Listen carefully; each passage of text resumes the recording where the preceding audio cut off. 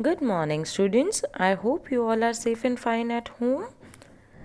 We were doing chapter 5, Mauryan Empire, and we have discussed till Ashoka's services to Buddhism. So, open your book, page number 80, and last paragraph, Ashoka's edicts and inscriptions. Ashoka became a very kind ruler, and he used to love his people and care for them also.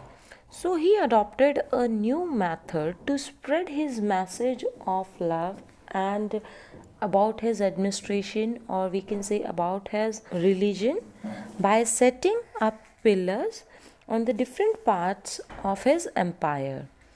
He engraved inscriptions on them. He inscribed his thoughts that he wanted to share with the people on those pillars. Not only on those pillars, on the rocks also. For that, some of the rocks were made smooth and inscription was written on them, as we discussed day before yesterday about the rock edicts. So both the pillars and the rocks were given different name, pillar edicts and rock edicts. These inscriptions were on religion, journal administration and good conduct. Means he wants to tell to the people about the religion, that is of about the Buddhism, and his journal administration, that how he is administrating his empire, and good conduct means how the people should live nicely and properly and with love to each other. He was the first ancient king who made an effort to speak directly to his people through his edicts and inscriptions. By these inscriptions, he was in direct contact with the people, and the people came to know about the king's politeness and his care. Most of the inscriptions are in Prakrit language that was spoken by the people at that time. Okay, next is importance of edicts and inscription. What was the importance of those edicts? So let's study. These edicts were an important source of information about Ashoka. Edicts provide information about the extent of Ashoka's empire. Means through these edicts only we come to know that once there was a king, Ashoka, he used to live and how he worked for the people. So we get all the information regarding a king through these inscriptions or edicts. These edicts inform us about Ashoka's love for his people, as in one of the edicts it is written that all men are my children and I desire that they may enjoy every kind of prosperity and happiness. Means that he was very lovable to his people, the people of his empire.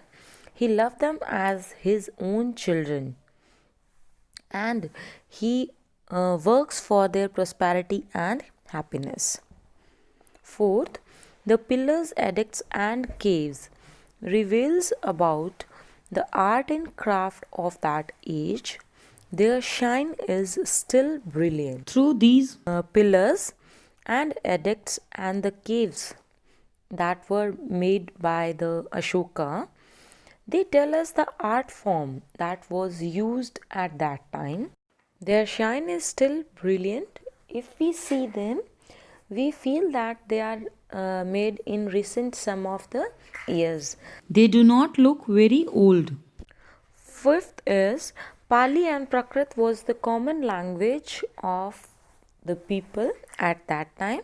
We come to know about this thing through the edicts only. Sixth is Ashoka's friendly relations with the other countries, particularly Ceylon, the present Sri Lanka, are also mentioned in the edicts, as he sent his preachers to the foreign countries. So through that only we come to know that he was having a good relations with the other countries. The law and capital at Sarnath has been adopted as the national emblem for our country since independence. We see it on our currency, note, coin, and postage stamps. I think everybody have seen the national emblem. Yes, it's taken from the pillar of Sarnath. And over Sarnath, on 3rd century BC, Ashoka commemorate The first ceremony of Buddha at Sarnath. Commemorate means to show respect, or we can say celebrating something to show someone's respect. And sermon means to talk on a religious or moral subjects, like a meeting of a moral subjects or religious subjects. Not only the four lions, but also the national flag's wheel is also taken from the Sarnath edict. As you see the national emblem, under the four lions there is a wheel with 24 spokes. This wheel we have taken in our national flag. Okay, then is Ashoka's administration. This part is omitted by the council. And the next topic is end of Mauryan Empire. That how Mauryan Empire ended. Within 50 years of Ashoka's death in 232 BC, or we can say after the death of Ashoka, his successors were weak. They failed to cope up with the administration that Ashoka had set up. Second is the mutual rivalries among successors due to lack of laws of succession. Mutual means apsi in Hindi and rivalries means pratidvandata. Or we can also say that his successors were having competitiveness among themselves. So they were lacking in the laws of succession, due to which they were fighting or they were having misunderstanding with each other, which caused the differences between the successors. Next, the third is the vastness of the empire was not within the control of Ashoka's weak and inefficient successors. As the Ashoka empire was very vast, but his successors were not efficient, or we can say were not capable to control such a vast empire.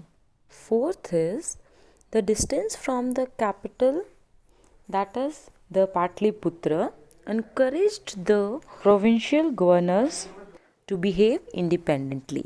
As the capital was very far and the small governors that were in the different provinces, they start working independently. They did not respond to the king and they start working independently. So we can say the Ashoka's empire were getting smaller in size. Then the last is the king Bihadrat was the last king of Mauryan dynasty, and he was killed by the army chief Pushyamitra Shung, and he was the founder of Shung dynasty. As we studied regarding the Chandragupta Maurya, he was also the general of his empire, and as he got the chance, he attacked on the king and had established his own empire. Same happened over here. The king Bridrat was weak, and the chief Pushyamitra Sung got a chance and he had established his own empire. So this much for this chapter. Thank you.